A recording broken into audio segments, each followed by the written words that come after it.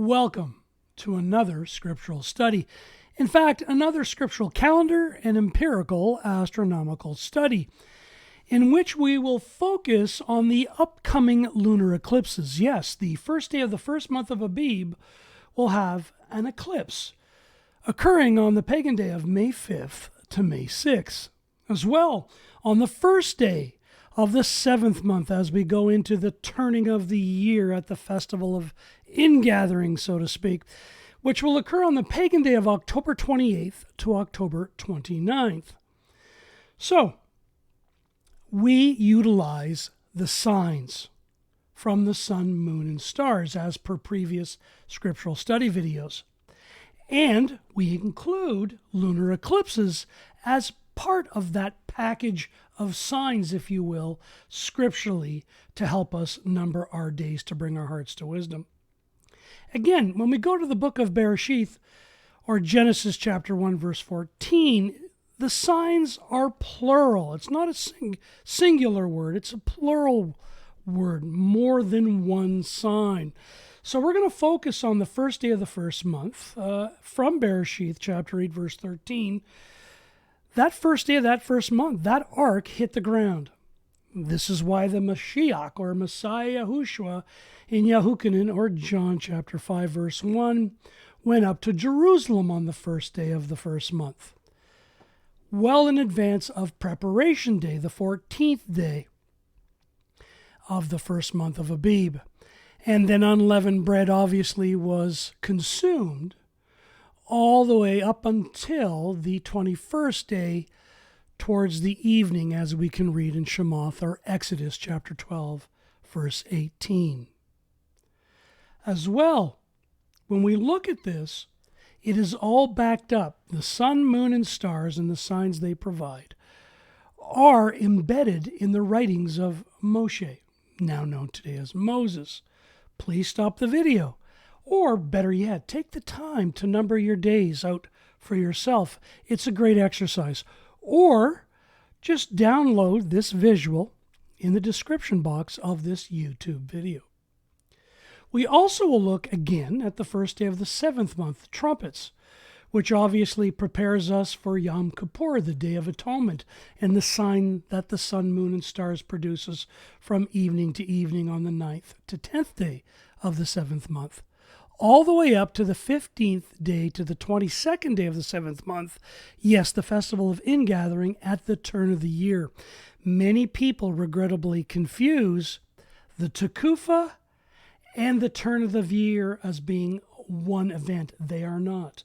The Tekufah is something different than the turn of the year, which happens in the seventh month. Again, signs, plural, not singular. Yahuwah doesn't leave us just with one sign. Again, this is the example for the seventh month. Here's the first day of the seventh month from Psalm 81, chapter 3. We will shout out or blow the ram's horn at the time of the new moon, at the full moon on our festival day, just as the book of Numbers, or Bemidbar, stated in chapter 29, verse 1. And in the seventh month, on the first day of the month, you have a set-apart gathering. No servile work. Yes, each and every new moon day is a chag. It's a day of restoration or consecration. And we'll get into that in the scriptural study. So again, this scriptural study is dedicated to focusing on the eclipse of Abib and the Trumpets eclipse here in the pagan cycle of 2023. As always, please stop this video at any time to ensure that you can focus on the scriptural and empirical astronomical information being shared, and in this case, the lunar eclipses of Abib and Trumpets that will be upon us this year. Hallelujah for all of those folks that took the time to truly understand and recognize that we are in a 13th month as I narrate this video here today.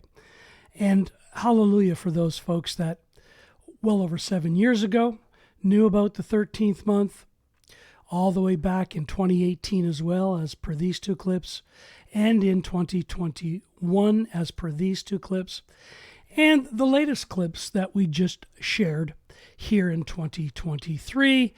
And this little 37-second clip that I did on the 24th day of the 12th month, as we were recognizing we were indeed moving into a 13th month. In fact, as I narrate this video, today is the pagan day of Tuesday, April 18th, and it's 1 degrees Celsius, or 33.8 degrees Fahrenheit, with a chance of flurries.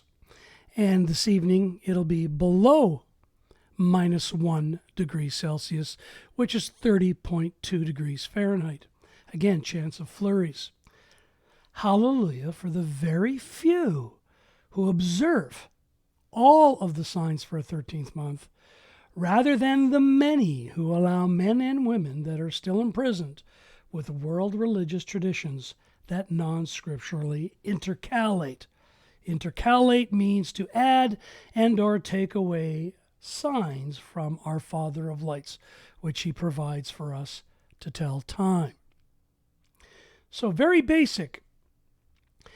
Here is the completed forecast, the summary page, if you will, for the cycle of the pagan years 2022 and 2023. And we're going to focus on this date right here.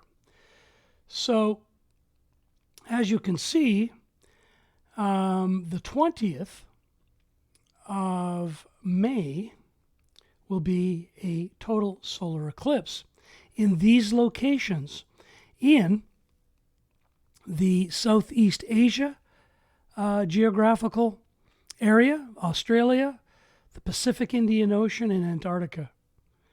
And the travel path of solar eclipses and lunar eclipses will be another part of the focus in this scriptural study video. So it will start in the Indian Ocean and make its way all the way up towards Taiwan.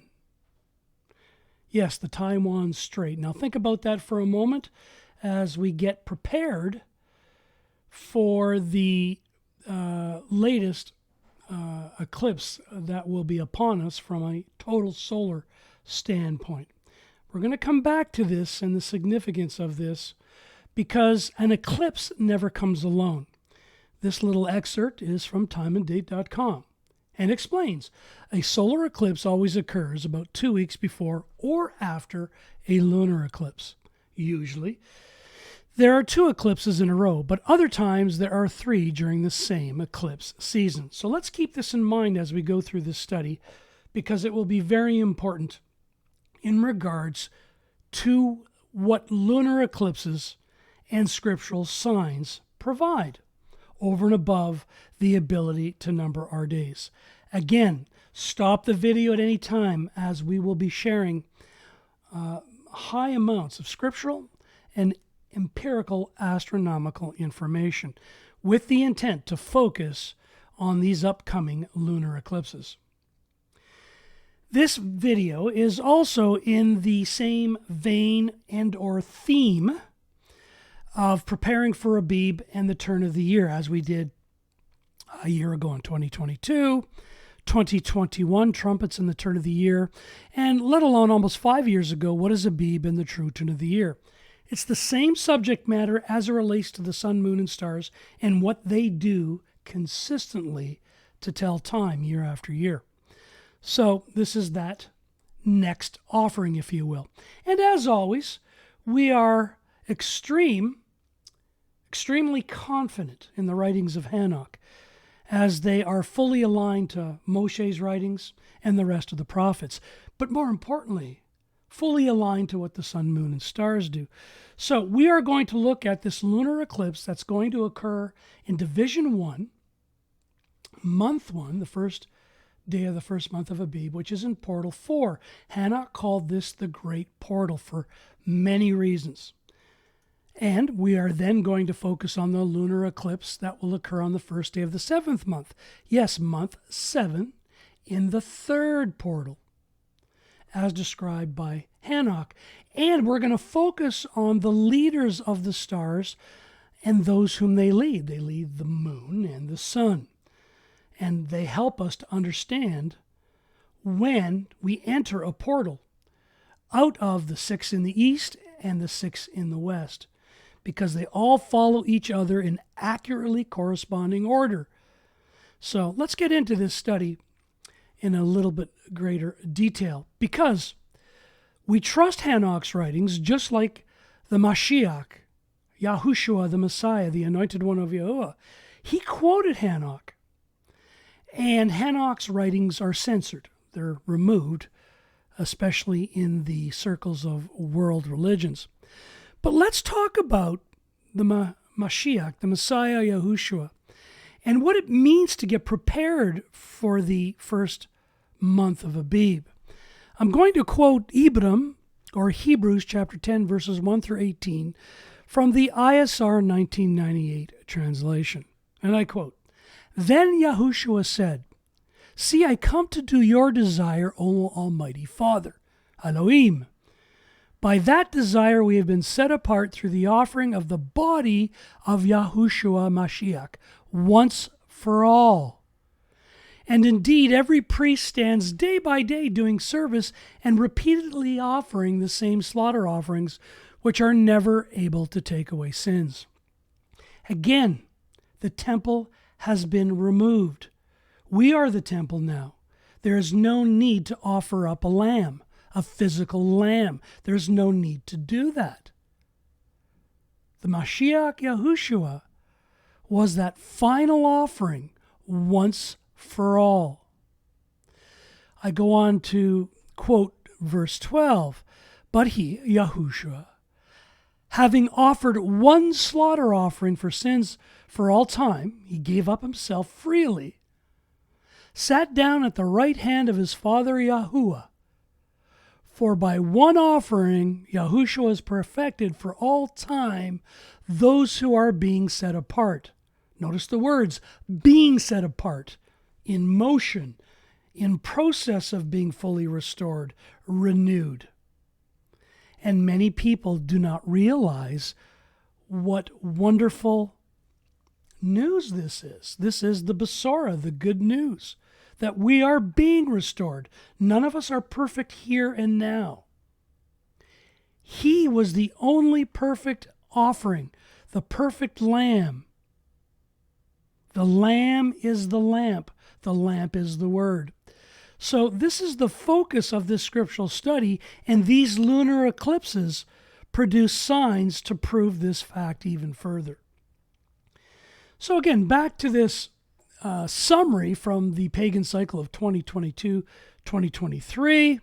And as you can see, we go from right to left on this actual cycle, because last year we had, on the 14th day of the first month of Abib, the preparation day, we had a solar eclipse, just like it occurred during the death or murder on the stake of the Mashiach or Messiah, the Anointed One of Yahuwah, his son, the firstborn of all creation.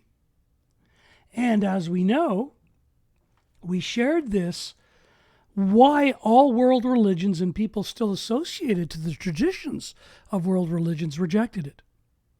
So great clip if you're interested. And as per basic astronomical information, 2 weeks later, there was indeed a lunar eclipse. And all the way to the first day of the 8th month, there was a lunar eclipse as well. Take a look at the path, what we call the travel path or flight path of both solar and lunar eclipses, because they provide other signs, which we shared in this clip from 2022. Who rejects the signs and why? Because they're going to be rejected again this year, no doubt. Again, for the folks that are carrying still some residue of world religious traditions or are fully embedded in them. Again, stop the video at any time to ensure that you can focus on the scriptural information, let alone empirical astronomical information being shared. Because the signs of Yahuwah from all 3 witnesses of light, the sun, moon, and stars, do indeed teach us to number our days to bring our hearts to wisdom. And we utilize on this YouTube channel all of the recorded scriptural stars that we are aware of. And then we utilize all of the other stars as it relates to leader stars, let alone lagging stars, and what they actually help or guide us in regards to announcing when we go into each and every portal in each and every one of the 4 divisions annually. So this is very, very important because you want to stay away from the stellarium art. If you're not following the methodology of what Hanok is talking about, and you fall in the trap just as we did way back when in 2007, 2008 with stellarium art, and were corrected various times, then you will not notice a 13th month. You will not be able to discern the 4th and great portal. It's very difficult.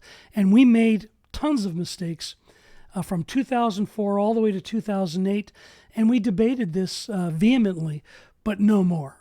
We are staying away from the constellation art, and we share it with folks because there's such a comfort with it. But again, the writings of Shaul are also attacked for this reason, just like Hanok's writings are attacked. They're censored.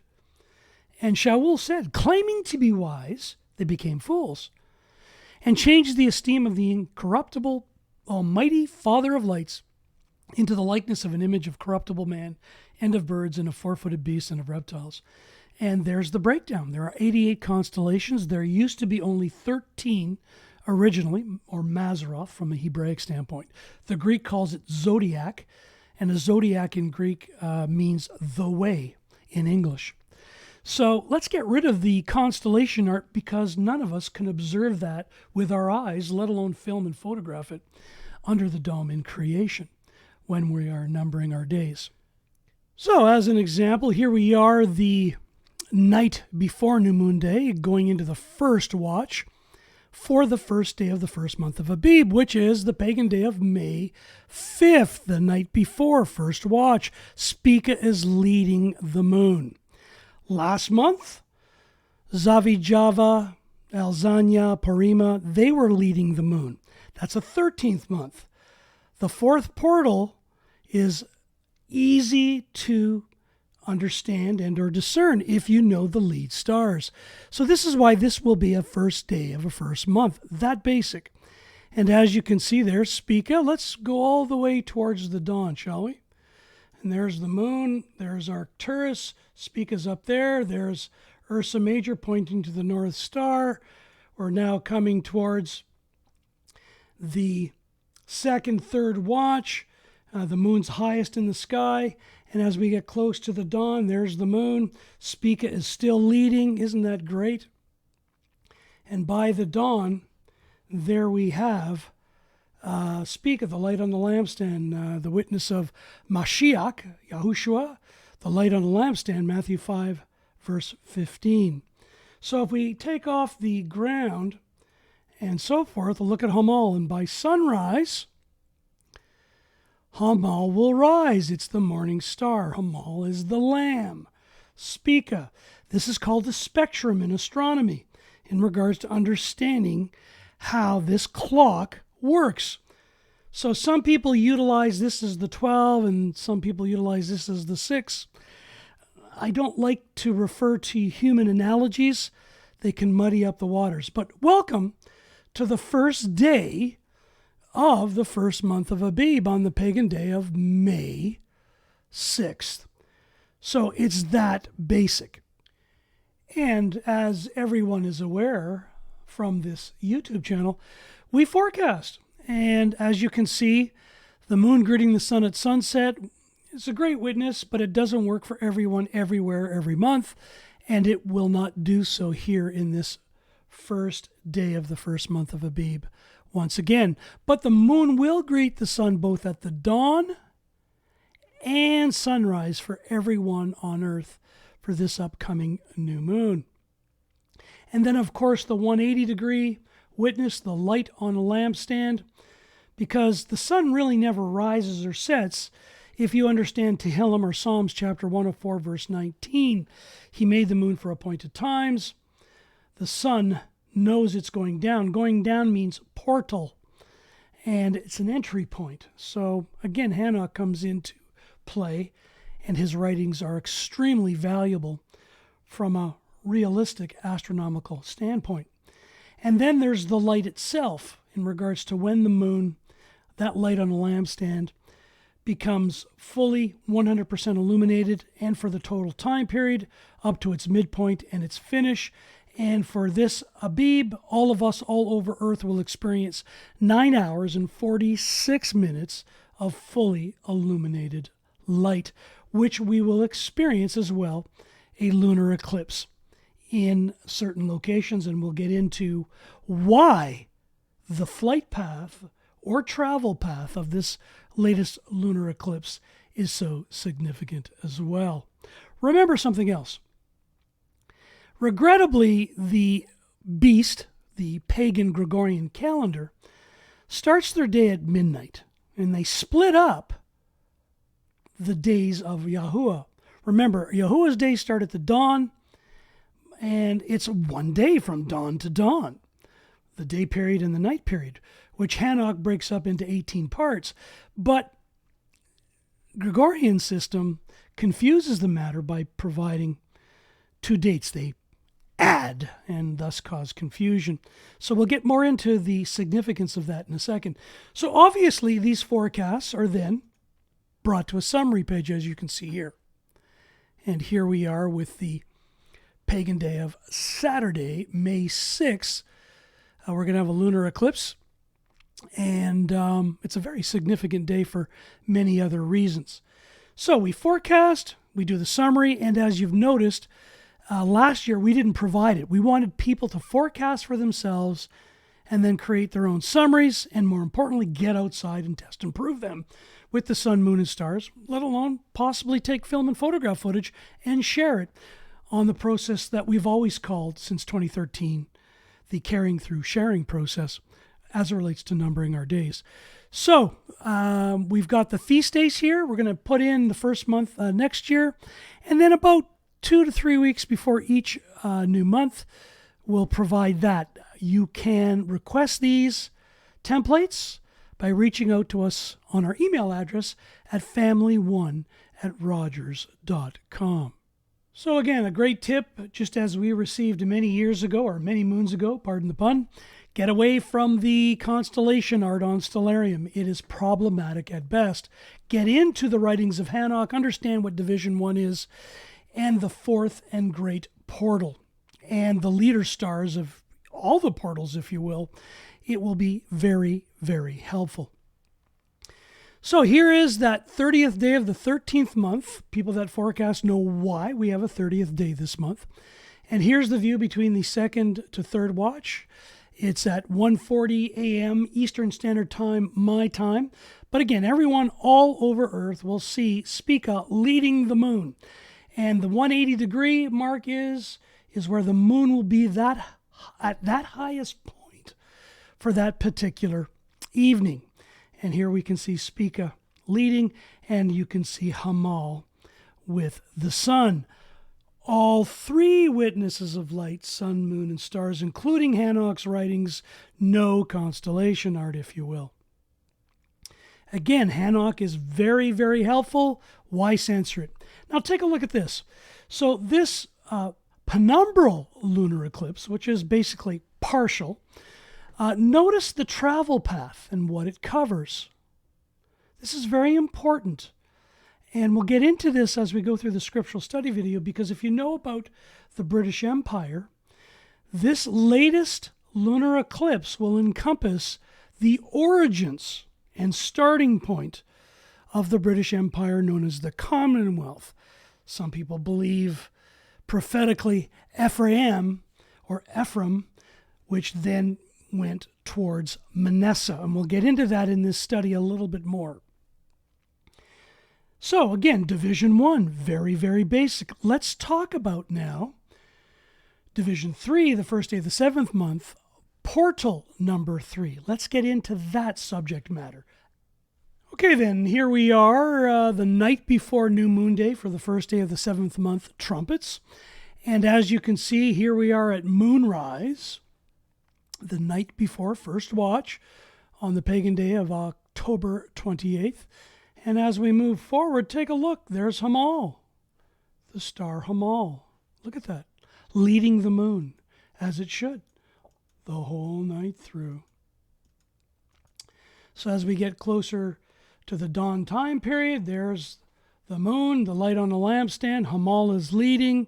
And if we take off the ground and the atmosphere, take a look at the sun. Spica is leading. It's opposite of a first month of Abib celestial event. And this occurs year after year. Again, if you use stellarium constellation art, this will be problematic. And there's that spectrum again. There's Hamal and there's Spica. So very basic. Welcome to the first day of the 7th month in the pagan cycle of 2023. And of course, all backed up by the forecast, which then is transferred to the summary for the 7th month. And again, just reach out to us at family1@rogers.com if interested in following this process for yourself, so that you do not have to follow any man and or woman with a jig. You can observe the signs, not calculate them. So out of the 4 days of remembrance, we are only looking at Division 1, obviously into Division 2, with these two signs that are encompassed in the first day of the first month of Abib and the first day of the 7th month, YOM Teruah, or Trumpets. So let's take a look, a little recap again, going through Division 1, first day of the first month of Abib. And the travel path with Spica leading the moon, and then Hamal leading the sun, first day of the first month of Abib, and the travel path, which is not coincidental that it's highlighting on May 5th through the 6th, this lunar eclipse in these locations that encompass the original British Empire. We're going to talk more about that from Division 1 all the way to the significance to Division 3. And here that is, the opposite sign. 6 months later, like a clock would, Hamal is now leading the moon, Spica leading the sun. And take a look from Hanok's writings why this is so important. Again, don't discount those. Now take a look at the travel path of this partial lunar eclipse that will occur on October 28th through the 29th. Again, all of this information can be found on stellarium.com and many other websites. You can track all of this.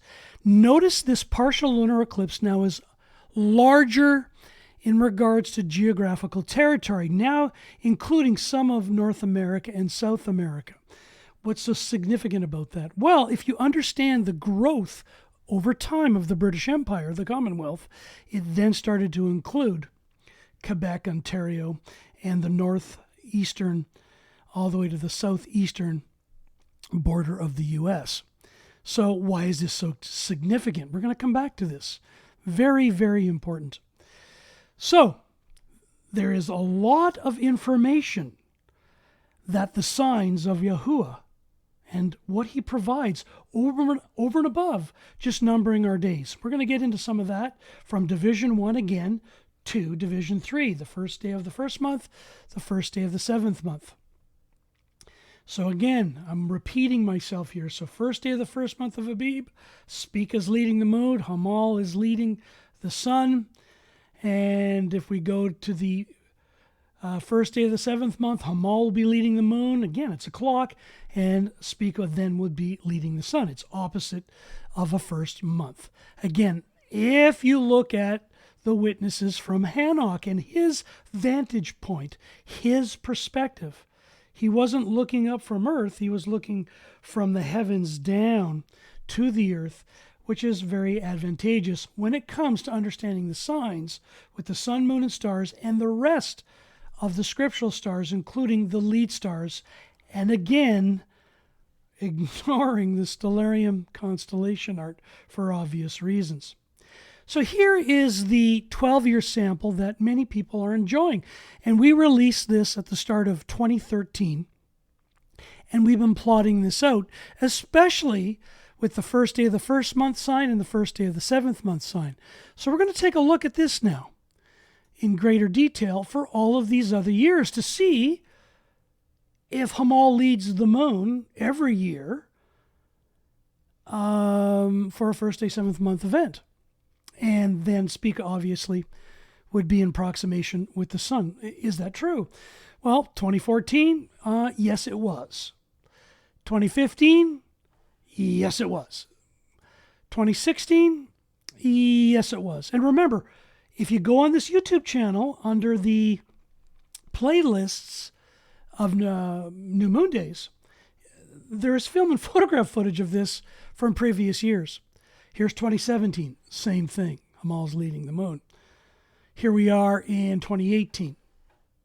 So in 2018, people filmed and photographed this. Regrettably, there are some people now calculating a 13th month. They're not using or observing the signs that Yahuwah provides. And they're becoming basically priests, Pharisees, Pharisaical, if you will, Judaica. So make a long story short, we do not intercalate. We observe the signs and we get film and photograph footage year after year, as in the example of 2018. So it's great to see many people are recognizing a 13th month now and understand why. Here's 2019, same sign. Here's 2020, same sign. Stop the video or grab the visuals. They're in the description box of this YouTube channel. Here was 2021. Here's 2022. Very basic. So that is that time period where we, as Bereans, together as one, went out in creation with our forecasts and tested and proved them with film and photograph footage. Well, let's take a look now here, upcoming seventh month for the next 3 years.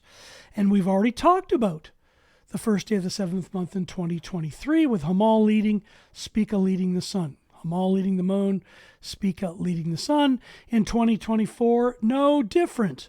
And in 2025, no different. So very basic to share.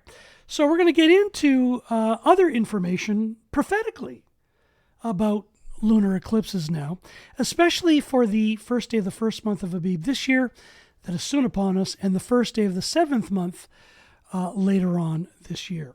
But before we do this, allow me to go into the YouTube channel and share a section called the About section. What is this YouTube channel all about? Well, this channel is dedicated to the pursuit of producing scriptural studies in words, names, and the law, which includes the scriptural calendar, let alone prophetic subject matter.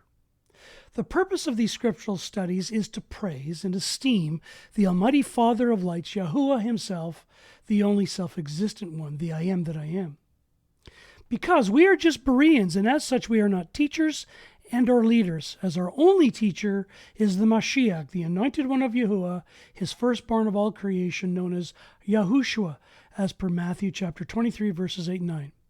And we do not claim to be prophets, but do indeed watch for the scriptural signs the prophets shared. So we're going to get into that now in regards to what we have gleaned in the past, present, and future with lunar eclipses, let alone solar eclipses. And as everyone knows, on this YouTube channel, with our fellow Bereans together as one all over Earth, we do our very best to take a whole and complete view of the entire prophetic timeline, starting from eternity past, when there was only Yahuwah, the self-existent one. And then we look at, from a historicist or historical point of view, pre-existence, where Yahuwah, the Father, brought into existence his firstborn of all creation. And then time, space, and matter was created. And then here we are now in the age of man, that human experiment that is designed to teach us humility, because we are going to fail miserably without Yahuwah, let alone his firstborn of all creation, the Mashiach, Yahushua. So make a long story short, we take a prophetic view in the sense of a traffic light. We look at all prophecy as it relates to, is it in play or not? And has it already been fulfilled? Including the view of dual prophecy, where one prophecy can be utilized through different time periods of the whole and complete prophetic timeline. So again, eternity past, historicist view with pre-existence, creation, and in the age of man, because as a historicist, you eventually will turn into a realist, understanding why the Mashiach, Yahushua, the firstborn of all creation, will in time follow his Father's instructions to restore all things, and then when that is completed, he'll hand over the keys to the kingdom, so to speak, to his Father for eternity future. So this is how we approach prophecy, because we're not prophets. We just follow what the prophets state and do our very best to see if we can observe it in creation. No calculation, observation. The same way we approach the scriptural calendar of the celestial clock and calendar of Yahuwah. So, as we know, there's a solar eclipse, and that is going to go through Taiwan. And that's the travel path, and this will happen on the 15th day, the second Sabbath of the 13th month, which we're presently in. So very prophetic. If, again, you believe these signs are in line with the signs of the times. Again, eclipses never come alone. A solar eclipse always occurs about 2 weeks before or after a lunar eclipse. And what do we have? Well, we have a lunar eclipse on Saturday, May 6th, the first day of the first month of Abib, where we had shared that the original empire of the Commonwealth, that's the travel path of this upcoming lunar eclipse. And we want to share something else. In Yeshayahu, or Isaiah the prophet, chapter 66, verse 23, he stated, "And it shall be from new moon to new moon, and from Sabbath to Sabbath, all flesh shall come to worship me, declares Yahuwah." Well, all kings and priests were consecrated on new moon days. Not necessarily on the first day of the first month, but on new moon days. All kings were consecrated, if you know your scriptures, on a new moon day, a day of restoration, a renewed day. So this is very important. And some people say, well, no, you can work on a new moon day. New moon days are worship days. Yes, when the temple did exist, priests did have duties, work to carry out. But the temple is no longer in existence. So again, new moon days are worship days. So it is no coincidence that when it states in Daniel chapter 2, verse 21, that Yahuwah changes the times and the seasons with his signs, as we shared as the example of the first day of the first month and the first day of the seventh month. There are signs. And he removes sovereigns and raises up sovereigns, just as the apostle Shaul stated in Romans chapter 13, verse 1. The authorities that exist are appointed by the Almighty Yahuwah for his purpose or purposes. So, on the pagan day of Saturday, May 6, May 2023, it is no coincidence that King Charles III will be crowned on the sacred stone of Scone, an ancient symbol of Scottish sovereignty, whose history is mired in controversy and legend. Well, that stone of Scone is supposedly Jacob's pillow. If you recall the scriptural story of Jacob's ladder, whether that's true or not, that is what is going to happen on this consecration day of the first day of the first month of Abib, here in the pagan cycle 2020. As well, Westminster Abbey is one of the most famous religious buildings in the world. Again, there are good kings, there are bad kings. Yahuwah removes and raises up sovereigns, and all of these authorities that exist in all governments worldwide all over earth are appointed by the Almighty Yahuwah. This is very profound. And why by the first day of the 7th month, the rest of the start of the Commonwealth that started to include North America and South America will be included in the travel path or flight path of this partial lunar eclipse on the first day of the 7th month, which will occur on the pagan day of Sunday, October 29th. So, do you believe any of this? You don't have to. Like I said, we are not prophets. We do our very best to take the writings of the prophets and understand them as they relate to the signs of the times all through time.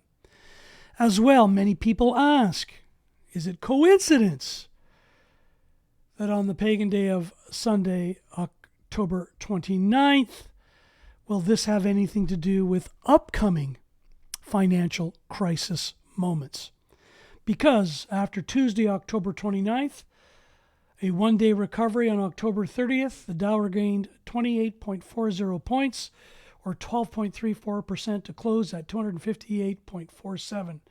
The market continued to fall, arriving at an interim bottom on November 13th, 1929, with the Dow closing at 198.60.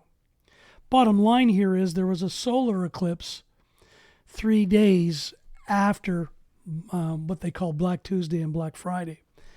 So, are we going to have another financial crisis in the future? Well, we believe so, and we wrote about this and shared this in a scriptural study video. Can the world economy be laid waste in 1 hour? Well, if you shared Revelation 18 and the 3 verses that allude to that, before 2008, you'd be laughed at, you'd be scoffed at. But after 2008 and the global financial crisis that was led by the deregulation of the financial industry, which permitted banks to engage in hedge fund trading, with banks demanding more mortgages, CDICs, etc., which created interest-only loans affordable to some prime borrowers. If you understand what happened here, this was greed at such a level that it took the non-scriptural financial practice of usury to a devilish level of evil, of totality never before seen. Well, regrettably, we are there again. So if you compare 2008 to 2022, we're actually doing worse with the housing market, let alone since COVID and the downturn of travel for business offices, people working out of the houses. There are many other bubbles ready to burst.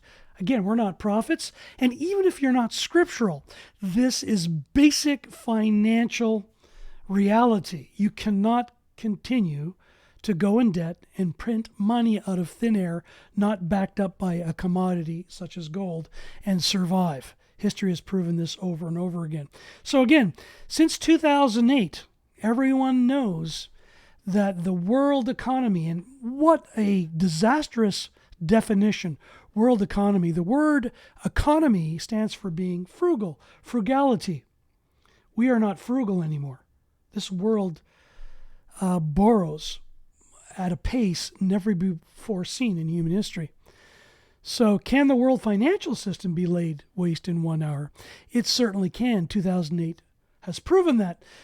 Regrettably, those who do not remember the past are condemned to repeat it, and it looks like with the latest results of the financial system in the U.S., with banks failing at alarming rates, and that proceeding overseas, is truly sharing some cause for concern. So this is why we use this 12-year sample. Many ask me, why the 12-year sample? Well, it's personal for me. I have a condition, and my goal is to make it to April 2nd, 2026, because after that, all bets are off if I will be able to continue doing scriptural study videos. So nothing prophetic about this. We just chose this in regards to my wife and I, my better three-quarters, in regards to timing. Now, we track all tetrads, four blood moons in a row. We track all triads. And as you can see, we are very familiar with everything in this 12-year sample. And We can go beyond, but at the end of the day, we track everything as it relates to their position geographically as well, let alone the days in between that. More on this in a second. So again, the first day of the first month of Abib in 1929 was on the pagan day of Wednesday, April 24th. First fruits was the pagan day Thursday, May 9th, when the solar eclipse happened. The first day of the second month was a penumbral lunar eclipse in 1929. So these are some of the things we track in the methodology. Is prophecy fulfilled? Is it in play still, dual prophecy, or is it not even in play yet to be fulfilled sometime in the future? Remember, 1929 in 3 years led to massive strife financially worldwide, which then led to World War II. This always is the course of action, and lunar eclipses always highlight these basics all through history. As an example, in 1493, on the pagan day of April 1st, we're looking here the night before New Moon Day. Spica is leading the moon, and Hamal is an approximation. We tracked that as well. And we tracked all the way to 1494, the next lunar eclipse out of the 4 on the tetrad. And this was a 13th month, which occurred on March 21st, that pagan time period, because Zavijava was leading, Spica was lagging, and as you can see, Hamal is lagging. This was a 13th month. Well, what occurred in that tetrad time period? Well, the tetrad of 1493 to 94 occurred after the expulsion of Jews from Spain, which started to take place in 1492 and into and throughout 93-94. As well, the papal bull from the beast, the Second Babylon, Inter Cetera, issued by Pope Alexander VI on May 4th, 1493, played a central role in the Spanish conquest of the New World. The document supported Spain's strategy to ensure its exclusive right to the lands discovered by Columbus the previous year. It established a demarcation line on 100 leagues west of the Azores and Cape Verde Islands, and assigned Spain the exclusive right to acquire territorial possessions and to trade in all lands west of that line. All others were forbidden to approach the lands west of the line without special license from the rulers of Spain.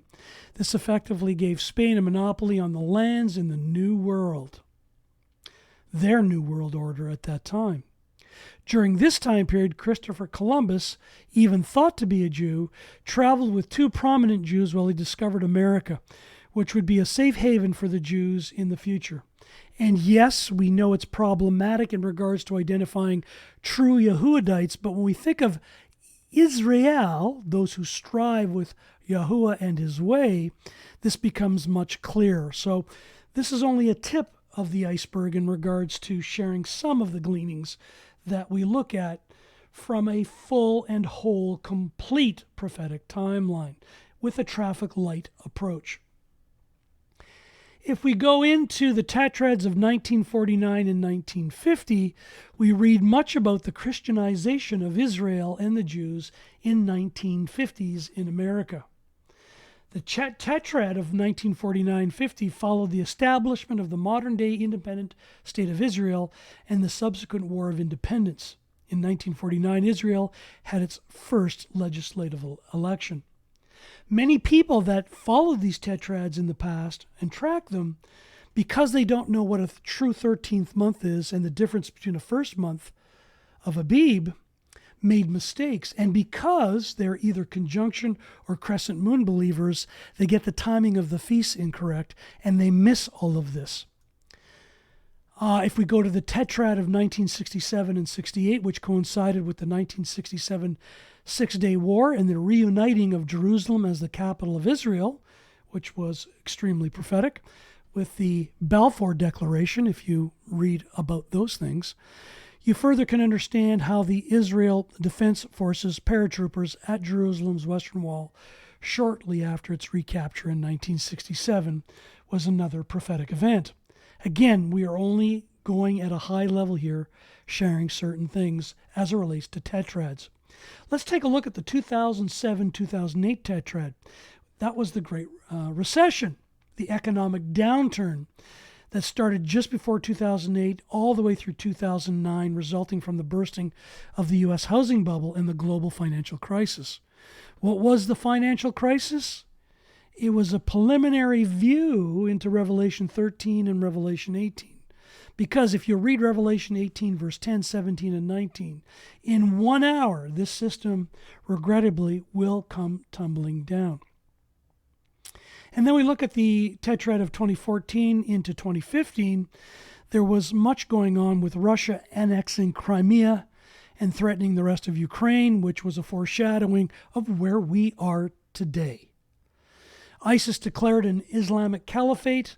And again, we are not just Christian eschatology study buddies, Berean study buddies. We look at the whole prophetic timeline, which includes the Islamic caliphate. And as well, diseases. We track those. Ebola strikes West Africa during this time period. And the negotiation on Iran's nuclear program stall. And as we all know now, it is very real that Iran is nuclear equipped. And they have made a promise to wipe out Israel in regards to their belief system or faith, world religious traditional faith system. And then please stop the video, read the rest of this. It is quite prophetic, quite prophetic.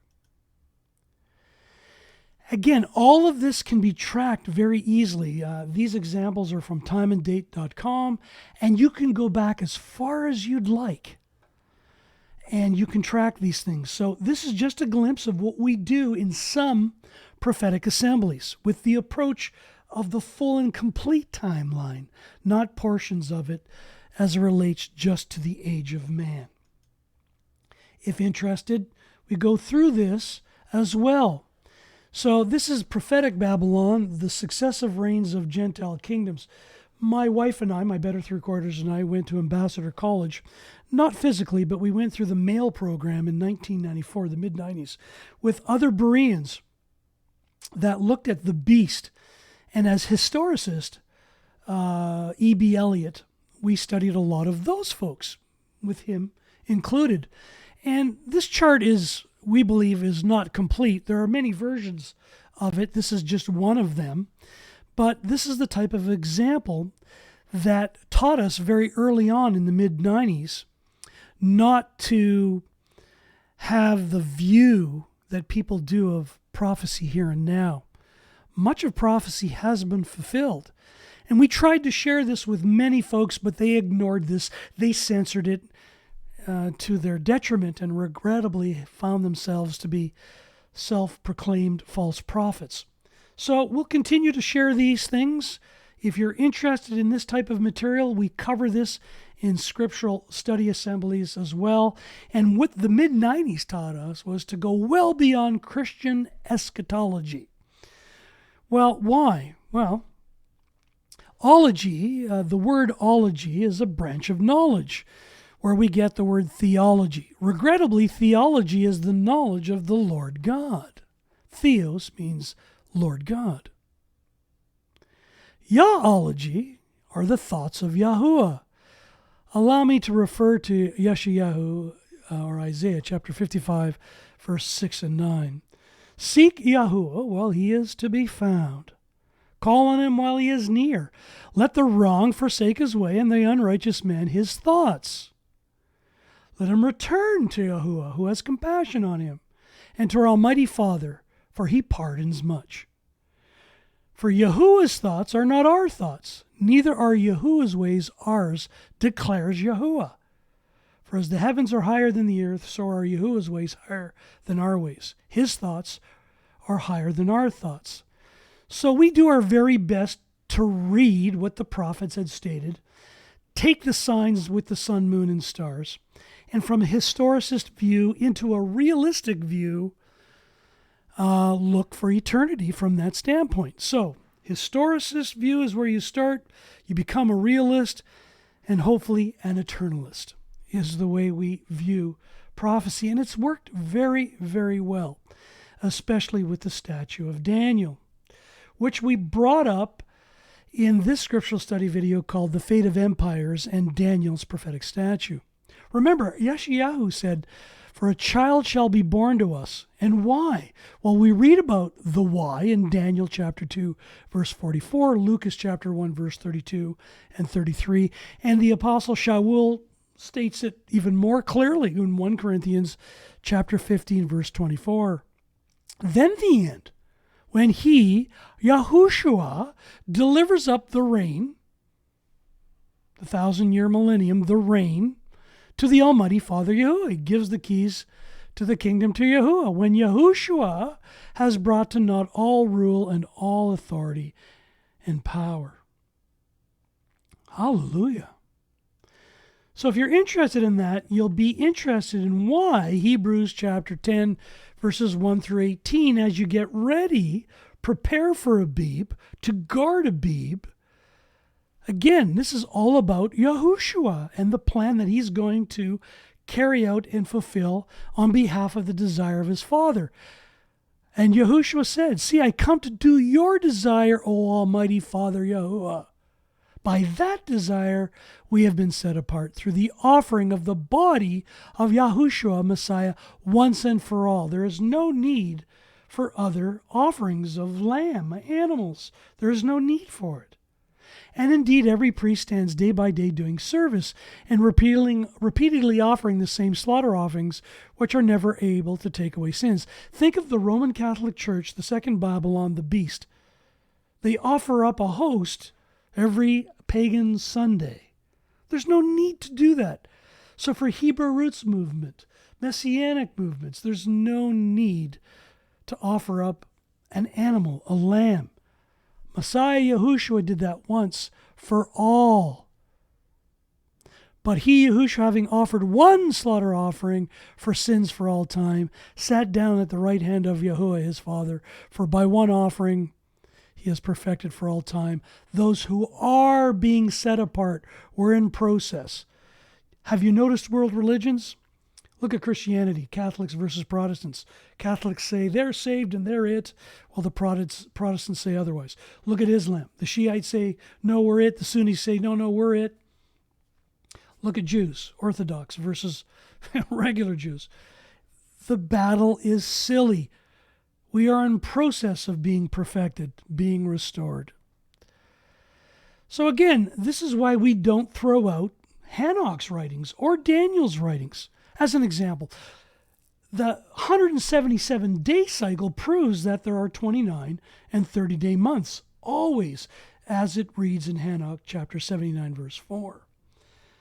So, is that true? Well, is there from May 6th to October 29th, 177 days? Yes, there is.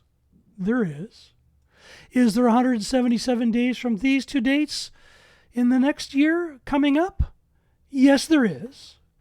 Is there 177 days, as per Hanok 79:4, in the next cycle from the first day of Abib to the first day of the 7th month of Trumpets? Yes, there is. Don't throw the baby out with the bathwater.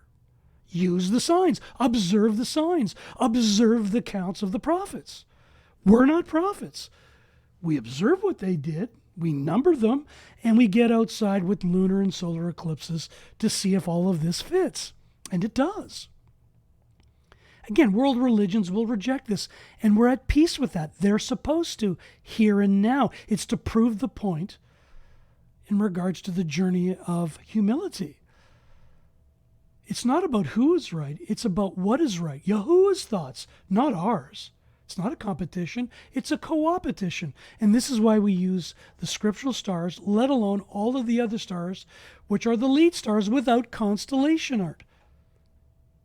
So, again, great tip that we received back in 2007 to 2009 with the first division all the way to the third division, as we've just shared. Again, it's a schematic. If you understand the foundation of the 4 days of remembrance in the 4 divisions of the year, with 4 Sabbaths every month, along with the 13th months. Again, if you do your homework etymologically in full, a forecast means to scheme, where we get the word schematic. It's in the sense of plan, to prepare. It doesn't mean a negative contriving. It's to perceive, it's to notice, to understand, to forecast events in advance. Schematic, the actual word, if you do the full and complete study, and we're still at a high level here, pertaining to a schema, short for schematic diagram. This is the schematic diagram in the heavens with the 4 divisions, the 4 days of remembrance, the 4 Sabbaths each month, on and on it goes. So we're going to stick with this because it helps. If the power goes off, we don't need any man and or woman and or world religion. We can observe these signs in the heavens day after day, month after month, year after year, because the annual agricultural harvest cycle is aligned to the scriptural prophetic harvest cycle. And this is why we follow all of this and track it starting from Division 1 in the 4th portal, that great portal for the first day of the first month of Abib, because every good gift and every perfect gift is from above, coming down from the Father of lights, with whom there's no change nor shadow of turning. But people are not satisfied with what exists. They want to make up stuff. They want to manifest from the mother of all manifestation movements, the Roman Catholic Church, the beast, the second Babylon. So this is why we say thank you for the privilege of hanging out and having study buddies in relation to scriptural Bereans. Because the goal is to trust in Yahuwah with his signs that he provides so we can observe them, not calculate. So there are a bunch of folks saying that the 13th month is in 2024. That's calculation. But if you go through observation of the signs, you know why we are presently in the 13th month. But you have to trust in Yahuwah with all your heart and not lean on your own understanding to understand that. So we thank everyone that does the work with sun, moon, and stars, with film and photograph footage. And I'd like to say thank you to T for all of your help. It's been great with the 2023/2024 project we're working on. And a Berean friend, a new Berean friend of late, Lena in South Korea, for our ongoing studies as it relates to Shinsha, the temples of the Lord, and how this helps bring people to the one and only true name of the Mashiach, Yahushua. So again, our goal is to keep ourselves back. Our goal is to be great servants, to work towards that nobility that Bereans do, search the scriptures daily, in order to keep back from presumptuous ones that want to calculate their own thoughts and put in their own 13th months. And we don't want them to rule over us, because we are looking and striving towards perfection. We want to be innocent of great transgression. So the templates, please stop the video, read this. When we send the templates out, we want to ensure that you're not just following the apps. The templates are to forecast, to prepare yourself in advance, to know where to look, when to look, to observe. It saves a lot of time and confusion, and it really expedites the learning process of what the signs that Yahuwah, our Father of Lights, provides. So stop the video, read this. This is what we'll be sharing via Yahoo Mail. And if you want some of these templates and start the process on your own with other assemblies that you're in, that's great. And you can reach us at family1@rogers.com at a time of your convenience. So, as always, we call out, we cry out to Yahuwah, our Father of Lights, Yahuwah himself, the only self-existent one, that he continues to keep and guard each and every one of us. And until next time, may the Messiah Yahushua, our only teacher, be in everything we say and do. Have a YAHsome day, everyone.